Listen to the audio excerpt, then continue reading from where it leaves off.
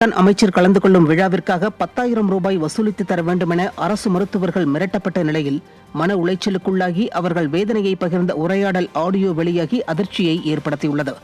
இலத்தூரில் வரும் வெள்ளிக்கிழமை புதிய ஆரம்ப சுகாதார நிலைய கட்டிடத்தை அமைச்சர் மா சுப்பிரமணியன் திறந்து வைக்க உள்ளதாகவும், இந்த விழாவிற்கான மேடை அமைப்பது உள்ளிட்ட செலவுகளுக்காக ஆரம்ப சுகாதார நிலைய மருத்துவர்கள் தலா 10,000 ரூபாய் வசூலித்து தர வேண்டும் என்றும் சுகாதாரத்துறை உயர் அதிகாரிகள் மிரட்டியதாக கூறப்படுகிறது.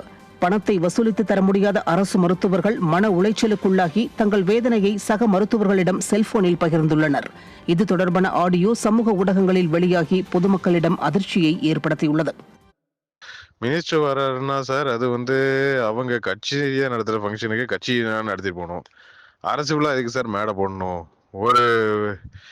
ஒவ்வொரு பிளாக்லையும் ஒவ்வொரு பிஹெச்சிக்கும் 5,000 ரூபா 10,000 ரூபா, முதல்ல 5,000 ரூபா, நாங்கள் இப்போ 10,000 ரூபா கலெக்ட் பண்ண சொல்கிறாங்க சார்.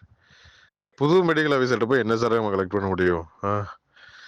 டிடி ஆஃபீஸ்லேருந்து கேட்டால் புதுசாக போஸ்டிங் போட்டிருக்காங்கல்ல, அவங்ககிட்ட இருந்து கேளுங்க, அதுக்கு கேளுங்க, இதுக்கு கேளுங்கன்னாங்கன்னா என்ன சார் பண்ண? தமிழகம், புதுவை மற்றும் காரைக்கால் பகுதிகளில் வருகிற 15ஆம் தேதி வரை இடி மின்னலுடன் கூடிய மிதமான மழைக்கு வாய்ப்புள்ளதாக சென்னை வானிலை ஆய்வு மையம் தெரிவித்துள்ளது. கோயம்புத்தூர் மாவட்ட மலைப்பகுதிகளில், நீலகிரி, தேனி மற்றும் தென்காசி மாவட்டங்களில் ஓரிரு இடங்களில் கனமழை பெய்ய வாய்ப்புள்ளதாகவும், புதுவை மற்றும் காரைக்கால் பகுதிகளில் இடி மின்னலுடன் கூடிய லேசான முதல் மிதமான மழை பெய்யக்கூடும் எனவும் தெரிவிக்கப்பட்டுள்ளது. வெப்பநிலையை பொறுத்தவரை இயல்பு நிலையை விட 2 முதல் 3 டிகிரி செல்சியஸ் உயரக்கூடும். அதன்படி அதிகபட்ச வெப்பநிலை 36 டிகிரி செல்சியஸாகவும் குறைந்தபட்ச வெப்பநிலை 27 டிகிரி செல்சியஸாகவும் நிலவும் என தெரிவிக்கப்பட்டுள்ளது.